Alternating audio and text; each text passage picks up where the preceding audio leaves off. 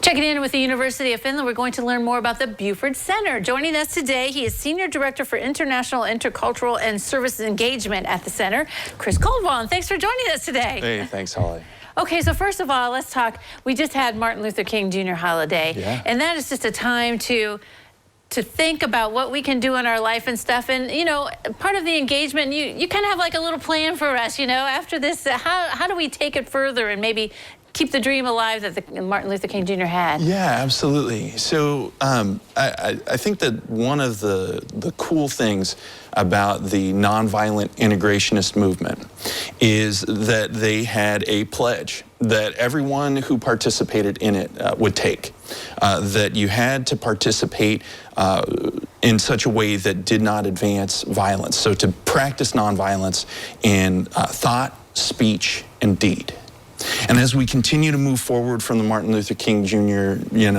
Celebration Day, I'd just like to encourage everybody in Northwest Ohio to keep thinking about how can we be nonviolent in our thoughts, right? How can we balance or ground ourselves in a peaceful mindset as we're driving up and down I-75 with these horrible winds and snows.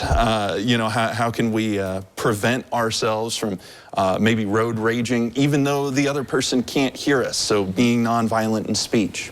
And then lastly, you know, it seems easy to be nonviolent in deed, right? You don't push somebody, you don't punch somebody, but you know, how else can we potentially practice nonviolent actions? And I like to think that really nonviolent action ends up being a positive action, an affirming action, right? Mm-hmm. Like something where you can just make eye contact, smile, say good morning to somebody.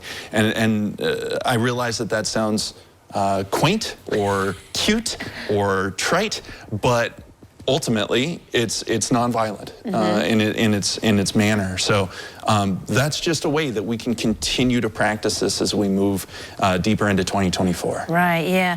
Another thing I think we should practice is accepting of others. And, you know, there are so many different cultures that are in our communities. And you guys have an international night coming up on Friday, March 8th. Yeah. And I assume that kind of embraces everyone, right? Learn about each other and realize how more alike we are than we think we are, right? Yeah, and that is absolutely at the heart of International Night. So, you know, one of the things that I've been told as I've taken over the position of Senior Director in the Buford Center is that International Night was just something that has been beloved before COVID-19.